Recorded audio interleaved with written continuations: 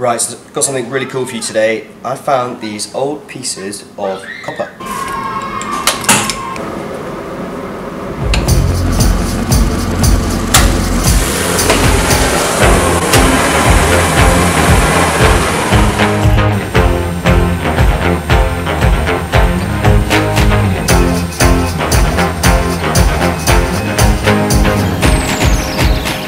I'm down at UCS, massive workshops they have here.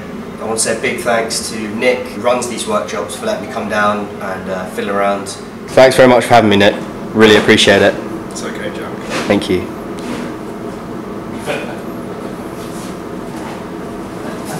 Big thanks to Roland, Mike and Sue, who firstly taught me pretty much everything I know, and secondly always very happy to let me come down and fiddle around with the machines and trust me not to break everything or anything. I found these old pieces of copper. They're a bit battered up, but you know, they're pretty cool. And today I'm going to turn these into some bracelets. Let's do this. Right, so first things first, I'm going to cut these pieces down to the shape that I want them. I don't want these pointy edges at each end. I want them to be nice and round so they don't cut into the skin when you're wearing it like a bracelet. It's time to make these pointy edges nice and round. Right, so I'm going to be using this guillotine. These guillotines are really great. They're perfect for cutting soft metals like aluminium or thin sheets of copper or brass. So first things first, take off the corners.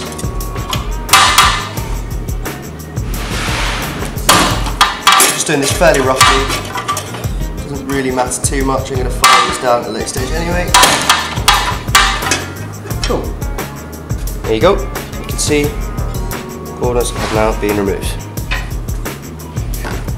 Right, so I'm quickly just going to finish off these edges with a quick file. Let's do this.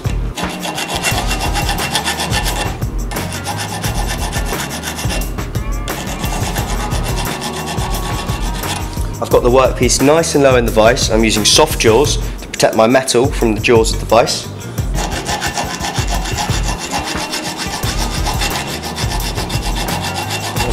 I'm not going too mad.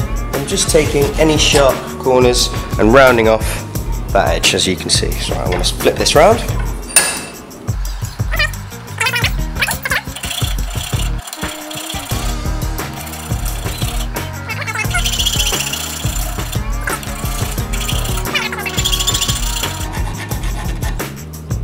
Cool. Right, so what I'm going to do now is I'm going to flatten the pieces of copper so they're nice and straight and level because they're a bit bent. I'm going to do that using this ball hammer and this metal part of the vise here. So yeah, let's get down to it.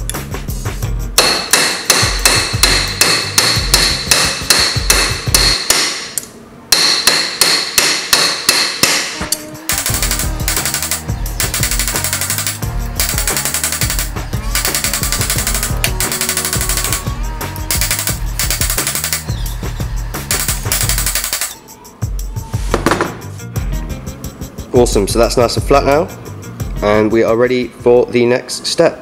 Let's do this. This next process is called annealing. Now, when you work a piece of metal like copper, what happens is it work hardens. So I've been beating the copper with the hammer to get it nice and flat again, and during this process the copper has become hard and less malleable or bendy than it was before. So what we need to do is we need to heat the copper up until it goes about, well, our indicator when it's at the right temperature is going to be when the copper's just starting to turn cherry red, so when it's in that sort of funny orangey pink colour. And once it gets to that colour, we're going to take it off the heat and we're going to quench it in some water, and what that will do is that will rapidly cool the metal. And after this process the metal should be nice and soft and malleable again, ready to be bent into the desired shape. So yeah, let's do this. Today we're going to be using the Flame Fast DS300 Brazen Hearth.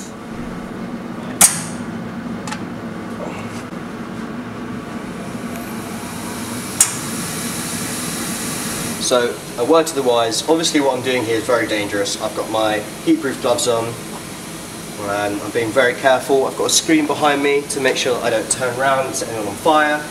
I've got my bucket of water at the ready, I've got a box of sand in case anything catches fire. So yeah, please don't try this at home on your kitchen stove. Always do this in a controlled environment, you know, and just don't be an idiot really. It's quite time to ignite this baby.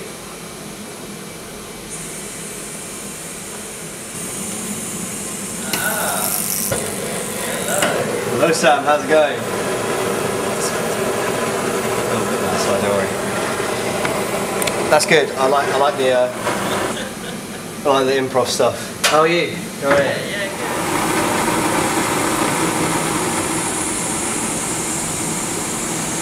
Right, so I've turned the gas down to a nice hot blue flame. Now the flame is hottest right at the very tip, so I'm going to be using that to heat the copper. And you can see I've got the copper set up, propped up against these heat resistant bricks. Now I've tried to minimise the contact between the copper and the bricks so that the bricks don't suck away all the heat from the copper and make this process take hours. So yeah, let's get going.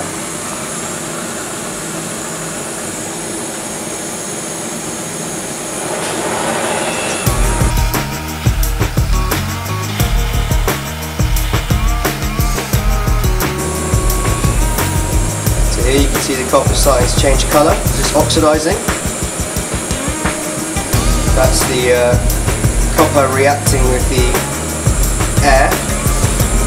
It's quite a cool effect really.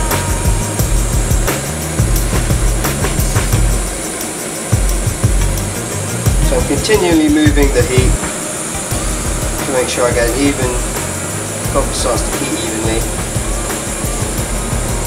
Wow, look at that effect, can you see that? How cool is that? That's the oxides forming.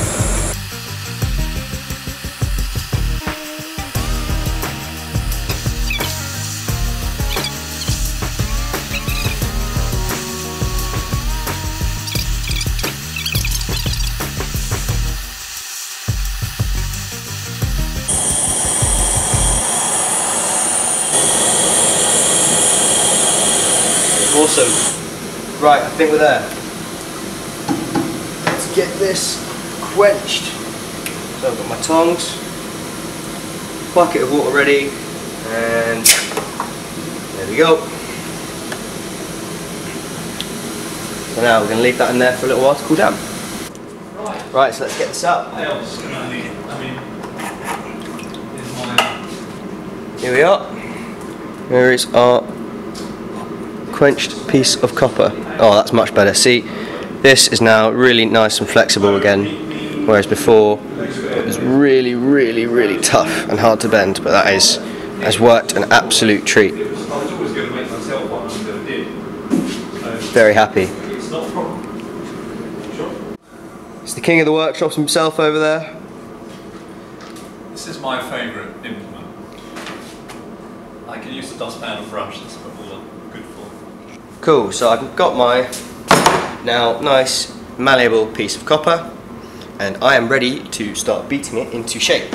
So I'm using this old piece of aluminium pipe because it's about the same size as my wrist, and yeah, let's do this.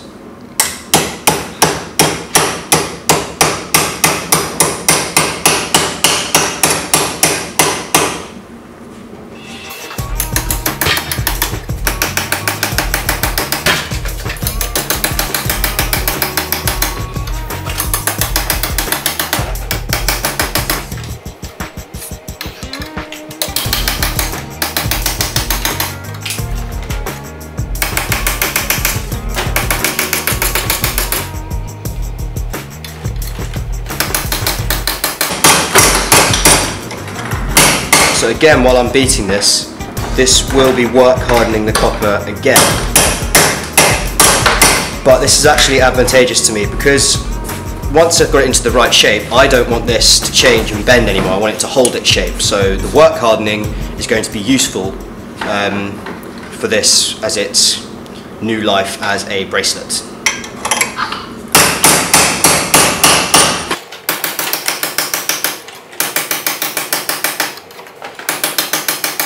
Cool, it's looking pretty good.